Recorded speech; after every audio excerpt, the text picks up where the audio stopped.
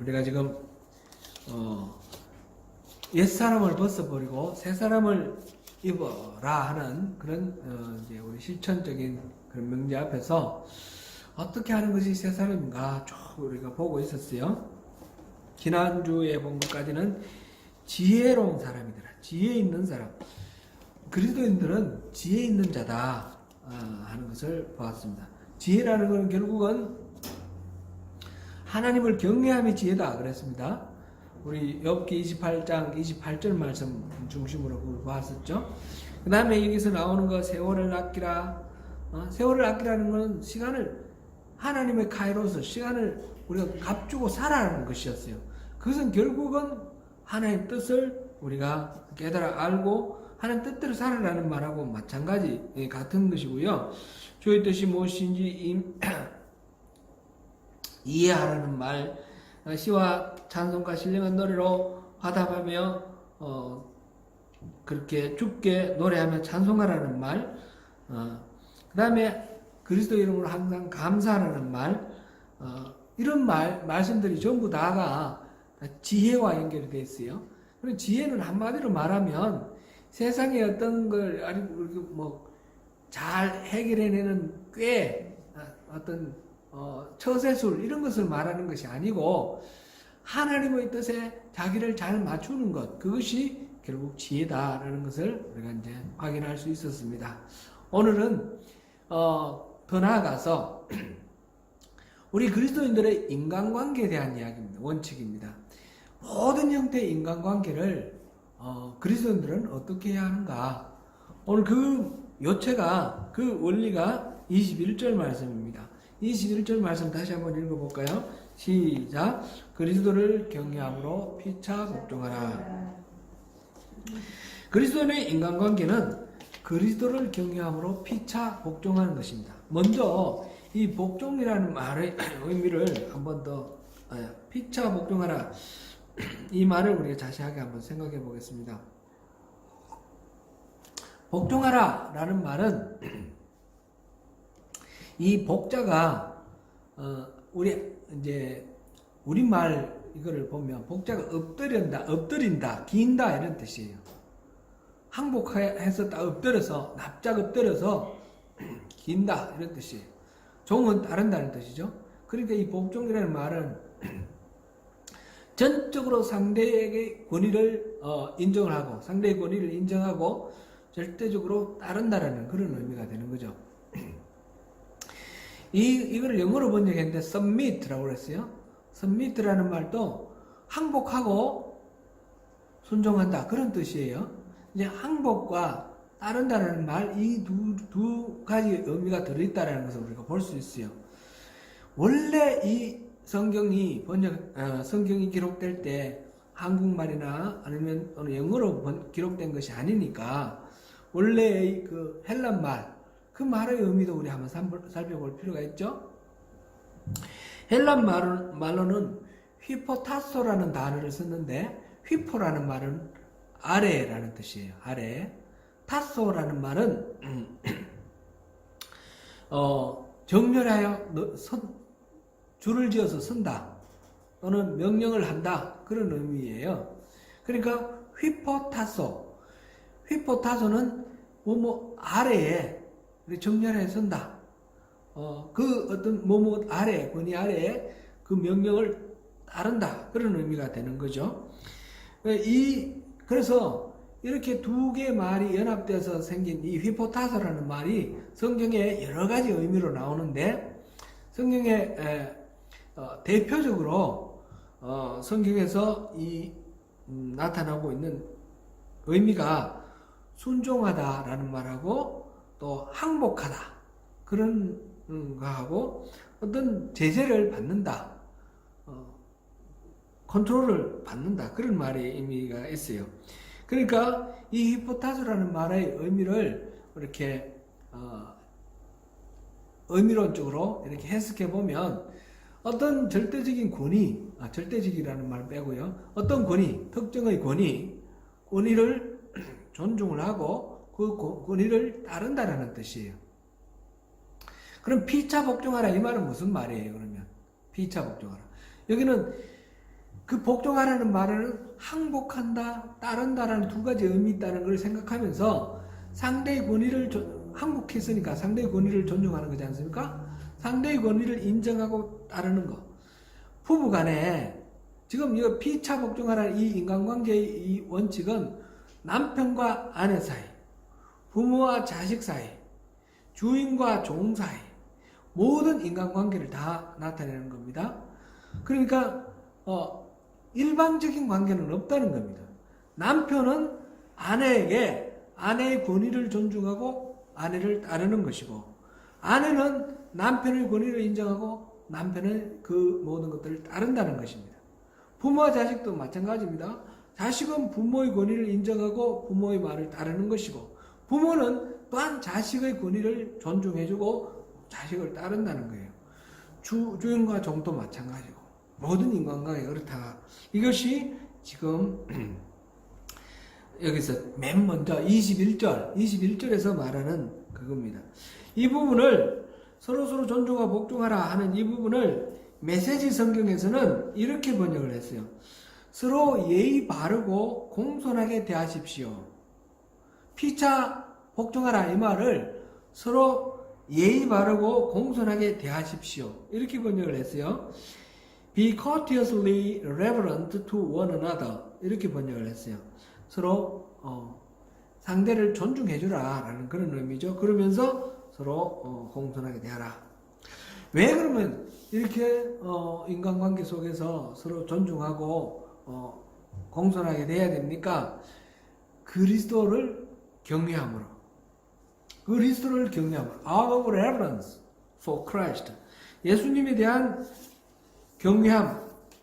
그것이 바로 말하자면 피차 복종하게 되는 원인이 되기도 하고 결과가 되기도 하는 겁니다. 그리스도의 앞에서 우리가 그리스도의 이름으로 감사라라는 말이 있었죠. 하나님께 감사라라는 말이 그리스도의 이름으로 감사라. 우리 20절에 있었죠. 범사에 우리 주 예수 그리스도의 이름으로 항상 아버지 하나님께 감사하며. 그럴 때 그리스도의 이름이라는 말에 무슨 의미라고 그랬어요? 그리스도를 생각하면서 그리스도 때문에 우리가 하나님께 감사하는 것은 우리에게 주어진 어떤 현상, 우리에게 주어진 어떤 물질의 풍요라든지 뭐 건강이라든지 이런 것 때문에 하나님께 감사하는 것이 아니라 그리스도 때문에 감사하는 거예요. 그리스도. 이 풍요로움이라든지 이런 조건과 환경 이런 거는 부수적인 선물이고 근본적으로 우리가 감사하는 것은 그리스도 때문에 그리스도를 생각하면서 감사하라고 그랬어요. 마찬가지로 그리스도를 경외함으로 피차 복종하라는 말도 그리스도의 경외함이 원인이 되고 결과가 되는 거예요. 그리스도의 경외함 때문에 우리가 서로 복종해야 되는 것이고 그리스도를 경외하는 그런 방식으로 우리가 서로 복종해야 되는 것입니다. 그렇게 그것이 그리스도 그러니까 피차 복종하는 이유는 상대가 너무 힘이 세거나 상대가 너무 뭐 세상적으로 뭐 훌륭하다고 존경받거나 그런 어떤 조건이나 환경 때문이 아니라 상대를 복종하고 인정하는 이유는 그리스도를 경외하는 것 때문입니다. 이 부분은 우리 이 뒤에 자세히 또 나올 테니까 다시 한번 보겠습니다. 왜 그리스도가 이게 문제가 연결이 되는 것인지 그렇게 이제 하고 그러면서 이제 모든 인간관계의 원리는 그리스도를 경외함으로 피차 복종하라 하면서 첫 번째 나오는 것이 아내들이여 자기 남편에게 복종하기를 죽게 하듯 하라 그랬습니다. 아내들은 남편에게 복종하는 것을 주님께 복종하듯이 그렇게 복종하라고 했어요. 여러분 그렇게 하시나요? 남편에게 복종하기를 주님께 복종하듯 하라. 이게 무슨 일인가? 그러면서 그 다음에 23절에 이는 남편이 아내의 머리됨이 그리스도께서 교회의 머리됨과 같음이니 그가 바로 몸의 구주시니라. 아내가 남편에게 복종해야 되는 이유는 죽게 죽게 하듯 그렇게 복종해야 되는 이유는 바로 그 관계, 남편이 아내의 머리가 된다 그랬고, 그거는 바로 그리스도가 교회의 머리 되는 것과 같은 이치다 그랬어요. 남편이 아내의 머리가 된다고 그랬어요. 이게 조금 생각을 많이 해야 될 부분이 있습니다.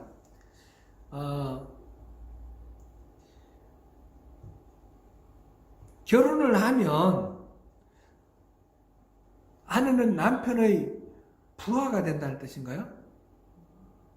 남편과 아내 사이에 이렇게 계급이 있어가지고 남편은 머리가 되고 또 이 아내는 그냥 손발이 되어가지고 무조건 복종해야 되는 그런 부하 같은 그런 존재가 된다는 건가요? 일반적으로 우리가 역사에 이렇게 흐름을 보면 아주 옛날에 모계사회를 지나고는 부계사회로 되면서 남자가 나가서 그다음에 산양을 하거나 농사를 지으면서 이 경제권을 갖게 되고 여자는 자식을 낳아서 기르면서 집안에 있게 되면서 말하면 주도권이 남자에게 간 거예요. 그래서 남자가 계속해서 이렇게 사회적으로 영향력을 행사하고 여자들은 눈에 띄지 않아요. 성경에도 계속 그렇게 나오죠. 인구조사를 하면 남자만 인구조사를 해요. 여자는 카운트도 안 돼요. 여자는 아내는 남편의 소유물처럼 그렇게 인정되는 그런 것도 많이 나와 있습니다.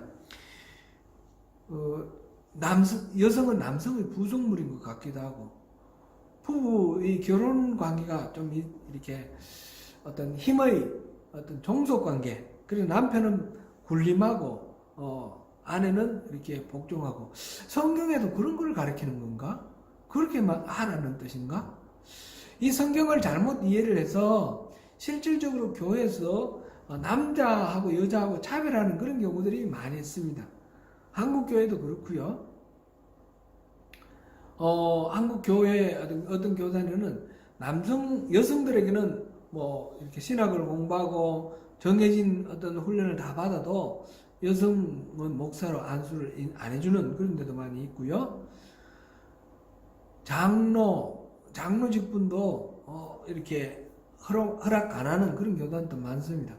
그런 측면에서는 감리교회가 굉장히 상대적으로 좀 이렇게 앞서 있는데, 감리교회는 여성 목사도 안수하고 여성 장로도 세우고 그렇죠.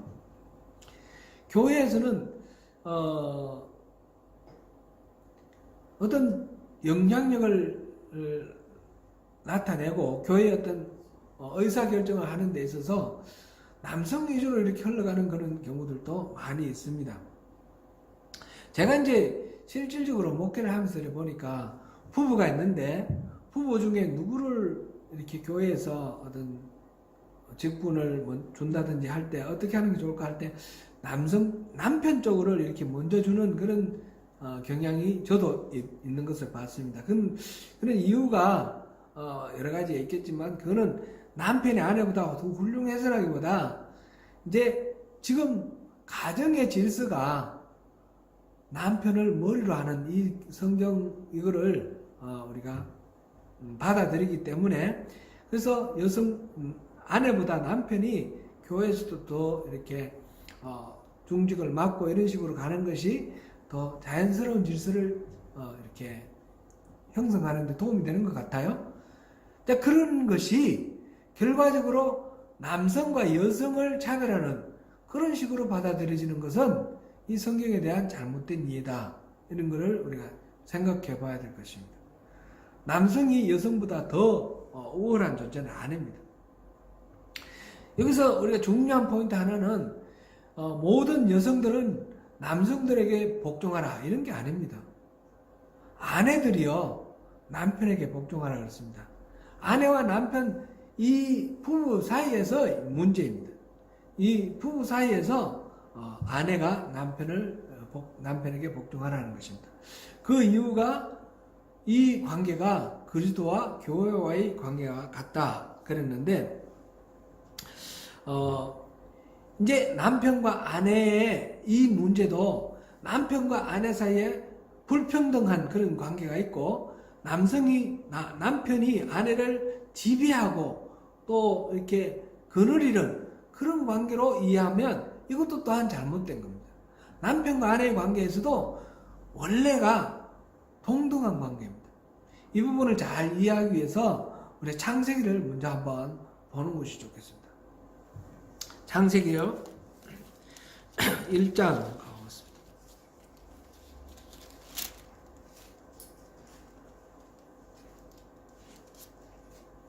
1장 27절을 한번 보겠습니다. 창세기 1장 27절 같이 읽어봅니다. 시작. 하나님이 자기 형상 곧 하나님의 형상대로 사람을 창조하시되 남자와 여자를 창조하시고. 아멘. 남자와 여자 둘 다 하나님의 형상대로 창조되었어요. 우리가 이제 창세기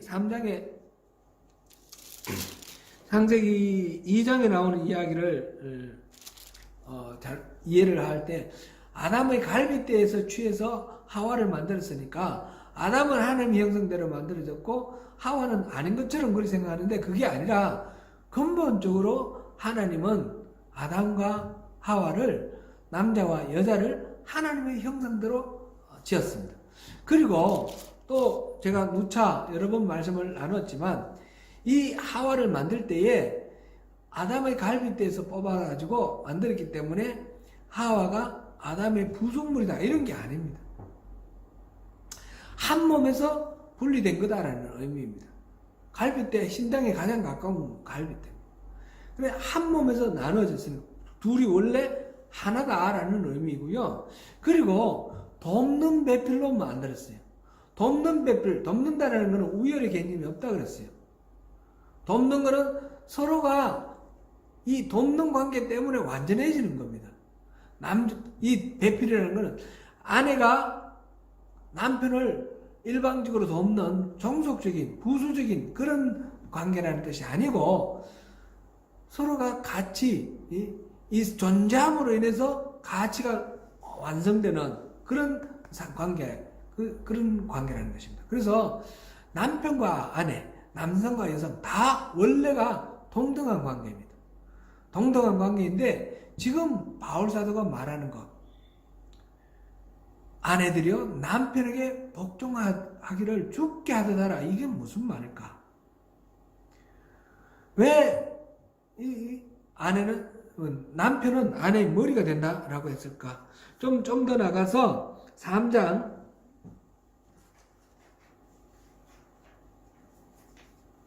16절을 읽어보겠습니다. 3장 16절 같이 읽습니다. 시작. 또 여자에게 이르시되 내가 내게 임신하는 고통을 크게 다하리니 내가 수고하고 자식을 낳을 것이며 너는 남편을 원하고 남편은 너를 다스릴 것이니라 하시고.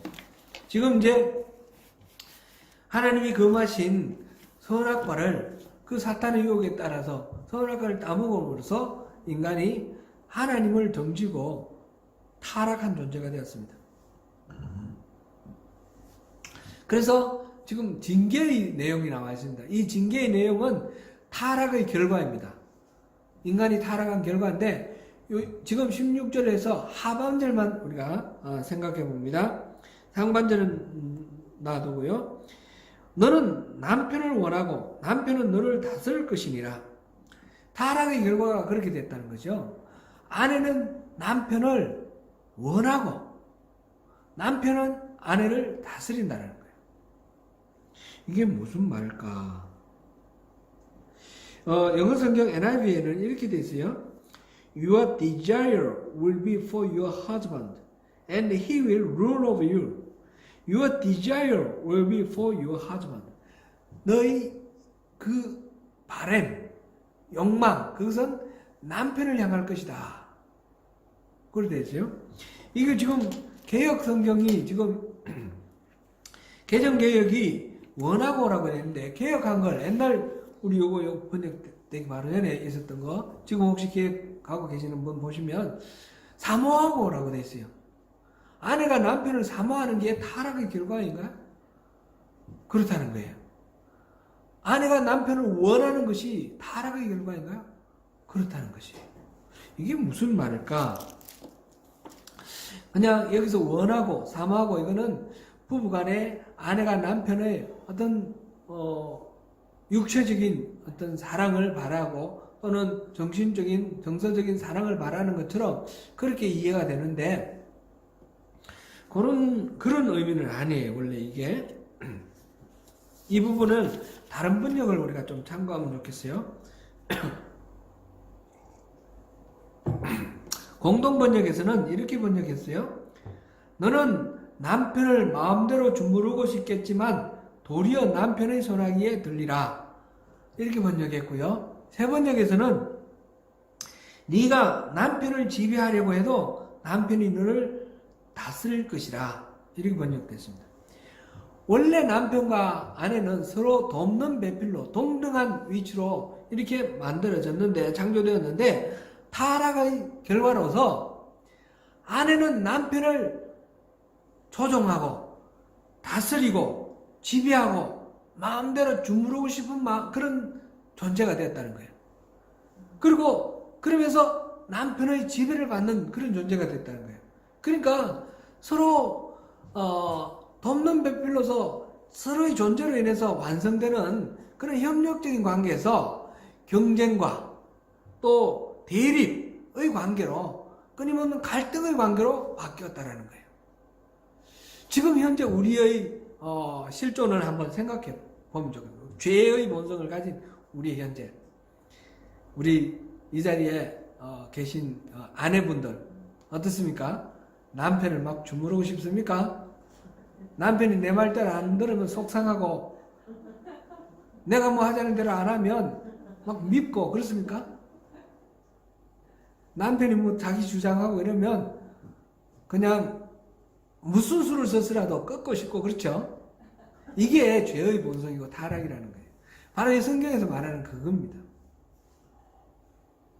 그게 우리가 타락한 인간의 본성입니다.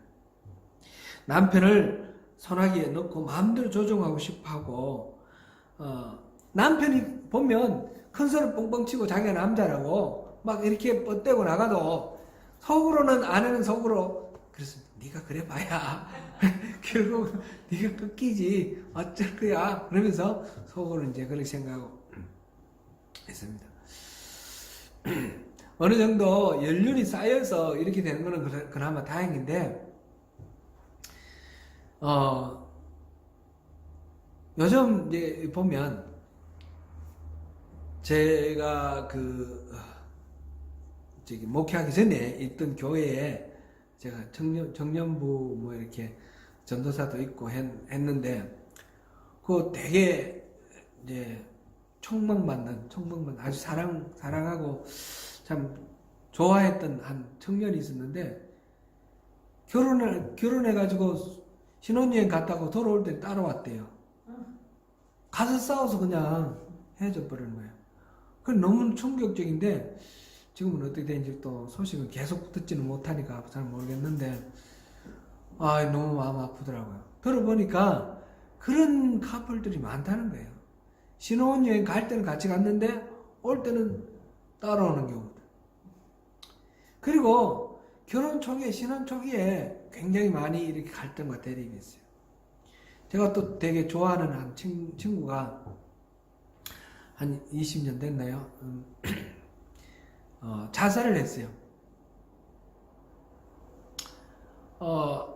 그래가지고 장례식을 갔는데 장례식에 가가지고 이제 그때 절에서 제를 올리고 막 그랬는데 그래서 대기하는 중에 서로 막 얘기를 하는 걸 이렇게 들었어요. 그런데 부인, 그 친구의 아내의 친구들이 모여서 막 떠드는 소리를 들었는데 가슴이 무너지는 것 같았어요.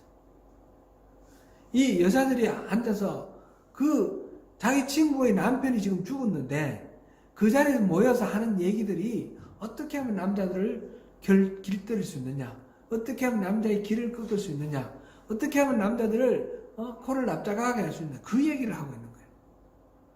사실상 그 친구가 아내와의 갈등 때문에 그 갈등을 이기지 못해가지고 자살하고 죽었는데, 그 비극적인 상황 속에서 부부가 서로 사랑하기 위해서 만나서 결혼을 하는데, 그거를 상대를 완전히 적이에요, 적과의 동침이에요. 어떻게 저걸 무찌르고 어떻게 저걸 꺾을 것인가, 그걸 얘기를 하고 앉아 있는 거예요. 참 비극적이에요. 이게 우리 인간의 본성인 것 같아요. 우리 죄인된 인간의 본성, 오염된 본성이에요. 타락한 인간의 본성이죠.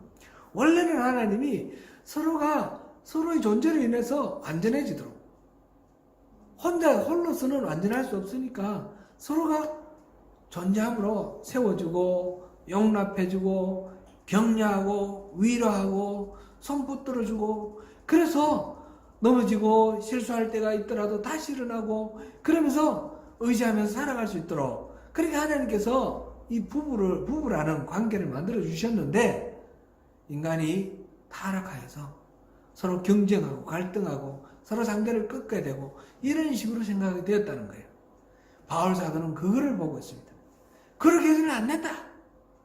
그건 잘못된 거다. 그래서 아내들이요, 남편에게 복종하기를 좋게 하더라. 그 남편을 조종하고 지배하고 싶어하는 죄된 본성에서 벗어나라. 거기에서 자유롭게 되는 것이 진정으로 아내와 남편 사이의 인간관계에 그 본질을 회복하는 것이다. 삶의 생명력을 회복하는 것이다. 그런 것입니다. 그럴 때에 그 원리를 그리스도와 교회와의 관계로 이렇게 비전을 해서 말하고 있습니다. 마치 그리스도와 교회가 뗄래야 뗄 수 없는 존재이고, 교회가 그리스도에게 복종하는 것은 그냥 자동적으로 저절로 우러나서 그렇게 되는 것처럼, 아내들이요, 남편에게 그렇게 사랑하고 존경하고 본인을 인정하고 복종하라. 그런 것이 오늘 본문의 말씀입니다. 세상 이치가 그런 것이라서 그런 것도 아니고, 세상이 다 가부장적이니까 아내들 남편을 따르라. 그래야지 이 세상에 살아난다. 그런 얘기가 아닙니다. 그게 아니라 죄의 본성을 입은 그 옛사람을 벗어버리고 우리가 새사람 되었으니까, 크리스천으로서 새사람의 새로운 인간관계 질서를 우리가 그걸 몸에 익히고 삶에 적용시키라. 그런 말입니다. 그리스도와 교회의 관계를 생각해보면 그를 온전히 이해할 수 있다고 그랬습니다. 그 그리스도와 교회의 관계는 어떻습니까? 교회는 어떻게 해서 출생했습니까? 어떻게 해서 탄생했습니까? 예수님께서 십자가를 지시고 우리 인간의 죄의 값을 치러 주셨습니다. 그리고 용서받을 수 있도록 그렇게 하나님으로부터 은혜를 입게 되었습니다. 그래서 우리는 예수님의 십자가 그 공로를 힘입어서 예수를 믿음으로 구원받아서 하나님의 자녀가 될 때, 그럴 때 교회라는 게 생깁니다. 교회가 뭡니까? 구원받은 사람들의 모임입니다. 예수를 주라 부르는 사람들의 모임이 에클레시아, 그게 교회 아닙니까? 그러니까 교회와 그리스도의 관계는 그리스도가 있음으로 교회가 있는 것이고, 교회는 그 그리스도를 인하여 존재하는 자기에 대해서 감사하고 사랑하고 그리스도를 순종하는 것은 아주 이거는 자동적인 것이죠. 본능적인 거. 이치 따져서 그리스도 내게 얼마나 고맙기 때문에 이건 내게 이런 복을 줬으니까 그래서 복종하는 것이 아닙니다.